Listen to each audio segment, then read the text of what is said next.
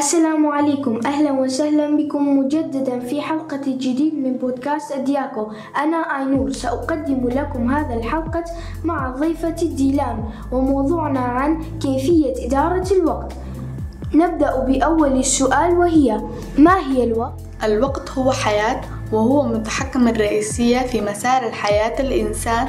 لذلك الإنسان الذي يستغل وقته يكون إنتاجته أكثر من الإنسان الذي لا يستغل وقته ويؤجل عمل اليوم إلى الغد. ما هي أهمية الوقت؟ للوقت أهمية كبيرة في الحياة الإنسان. الوقت ثمين لأنه محدودة، وبمجرد ما يمر الوقت لا يمكن استعادته أبدا. لذلك من المهم أن نستخدم وقتنا بحكمته وبطريقة منتجة.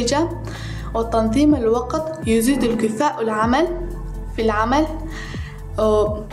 لذلك قال إمام العلي: إن الوقت كالسيف، إن لم تقطعه فهو يقطعك. ما هي خطوات تنظيم الوقت؟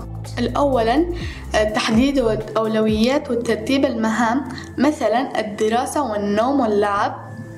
ثانيا تقسيم الوقت حسب الجدول الزمني، مثلا الدراسة 2 ساعات والنوم 8 ساعات واللعب 1 ساعة. ثالثا تحفيز وتشجيع النفسي. رابعا تخصيص الوقت وترفيهي، لابد من اللعب والطلعات الخارجية لكي نستعيد الطاقة والحيوية.